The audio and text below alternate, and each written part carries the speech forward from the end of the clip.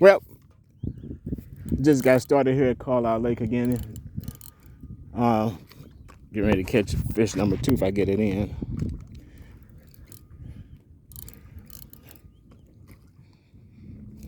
At least there's an indication there's a fish on it the way it was pulling. I gotta look at this reel. For some reason, this reel is starting to get a little too tight at the wrong moment. So we're gonna have to check that out. Like I said, I can let this clip stay on here and just go ahead and keep reeling the fish in. But I take it off because I found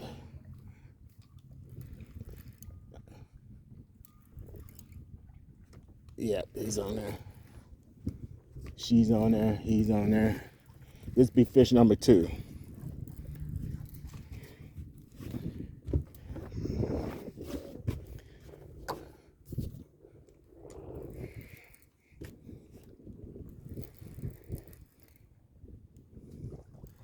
My goal is to get the minimum is 10 today. Whether that works out for me or not, I just got to keep trying to find hungry fish. I'm coming across the pathway of hungry fish.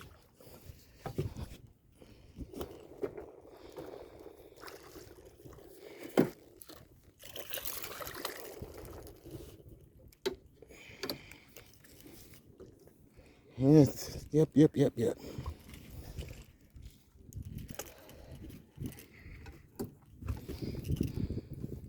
So this is number 2.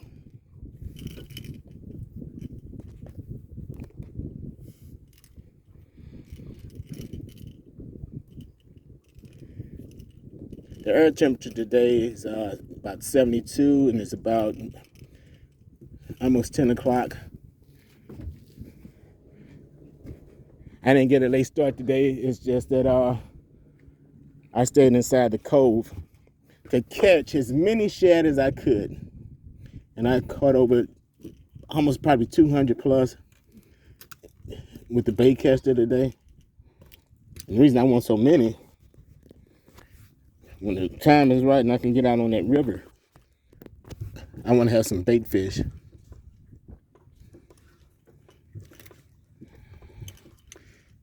Man, I'm gonna have to use a different hook. These circle hooks, they're great, but man, they look work. You have to get that hook out of their mouth.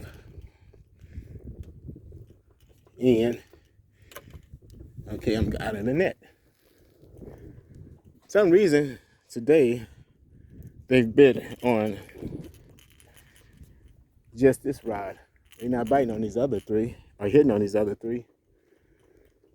I don't think it's the rod, I think it's the choice. Coming across the right fish at the right time, the hungry fish at the right time. So in the meantime, I'm gonna get another piece of bait and put it out here. And I got people watching me today, which ain't no big deal, because nobody's gonna figure out what I'm using for bait. And not gonna be doing the same thing that I'm doing, or they don't even have the same setup. So there's some people out here on the pontoon up front of me. They're watching very closely, but I'm gonna fool them, because what I'm gonna do is they're gonna see me cast. They're gonna see me cast at a certain point, but then the trick is when you're using a planer board, the planer board, since I've caught 2 on this one, is actually doing the job. Not me. No secret, just that I'm in the right spot for that hungry fish. But my goal is, I get ready to say a minimum, the very minimum that I would like to have today is 10. 10 would be a good start. So supposedly, according to the weather forecast, we're supposed to have rain today. But I'm here today, rain or shine. You know why? I've been here on the worst days this summer when you had all that heat. So today is my payday. If it rains, it rains. I'm not that high in the water column today either. So that's making a difference. I think these fish, because I'm starting to see a lot of the locals here starting to fish with noodle. I got another one, so I'm gonna have to let this keep going because we got another one here on the front end. We got to take this one with us and go up here in the front and grab this one.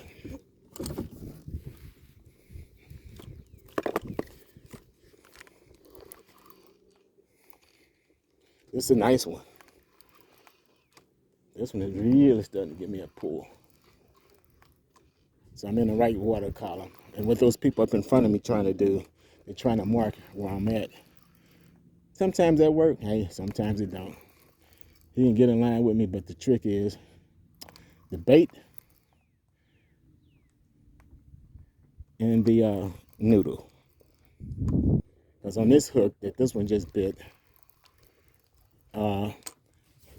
I have not noodle, I have shrimp along with shad on it. So it's a combo.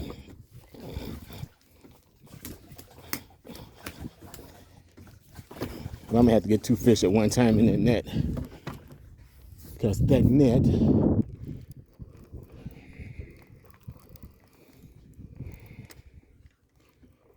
hopefully I don't lose this one. Now, I'm gonna have to dip this one back because he's so tangled up in his net that he's gonna have to go down there with him and bring him up for me. He's not going anywhere. That hook is in him pretty good. He jumped in the net for me. How about that? That's 3.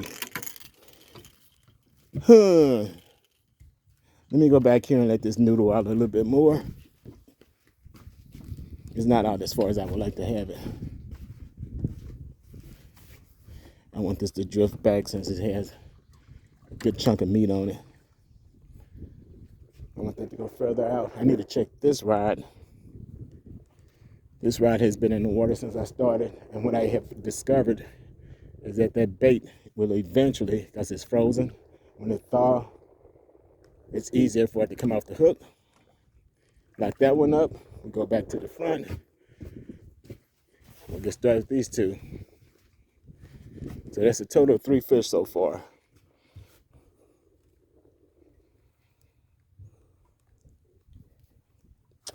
Okay, get this untangled.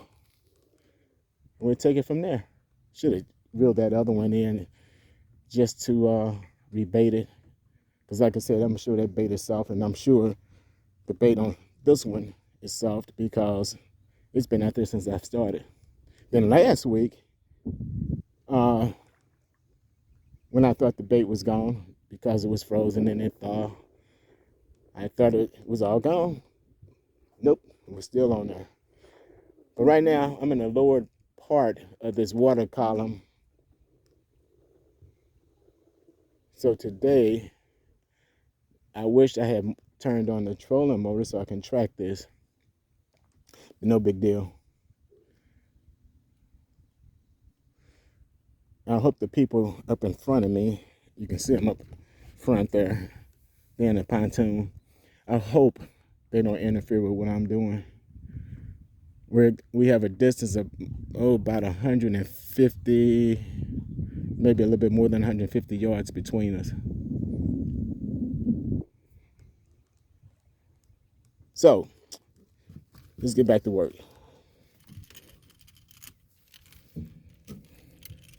Man, I don't mind the bite, but come on. I love these circle hooks. I know I just said I'm gonna have to change up the hook, but no, I'm not gonna change up the hook. I like these circle hooks because I'm almost guaranteed that they're not coming off. And I used to think that a number 10 circle hook was a little bit too aggressive. Finding out, shit, these catfish mouths are so large when they open them that it don't make any difference. This number 10 hook look like a number 2 hook. Get rid of this hook. Put him in a live well with his cousin.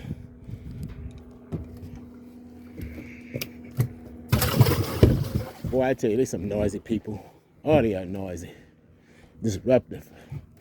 Get this other one out because it's tangled up in this net.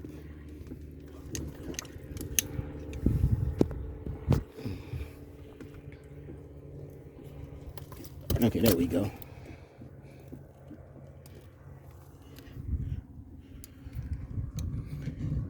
you have to be careful with catfish. This fin here, and see that point? That's very pointy. Haha, get it? Pointy. This is very pointy, and so is that one. If they should stick you, you're gonna know it, you're gonna bleed, and it don't feel good. I was stuck in the same thumb twice week before. And of all the things I didn't have with me was my first aid kit. But I survived. Luckily, I had some alcohol on the boat, and I was able to spray my hand with alcohol. And boy, did it sting. And then the bleeding stopped because I had a little blood coming out of there for about a few seconds, and then it stopped. I'm dipping this net so I can get this slime out here that these fish release to this net. So I know what part of the water column I need to be in. That's one thing you gotta do, man. You gotta kind of be sly when you're pulling in fish, because someone is always watching and they want to get where you are. I mean, hey, that's in human nature, right? If you're successful, someone else want to be successful. Nothing wrong with it. In the meantime, I'm gonna pause here for a minute and get reset. Check these other lines. See if the bait is still good on them. If the bait is still good, what I'm gonna do, I'm gonna go up there where those other pontooners are and start from that point again and come right back across the same point. Because that's 3 fish. Yes, I do. I need to go back up and start over.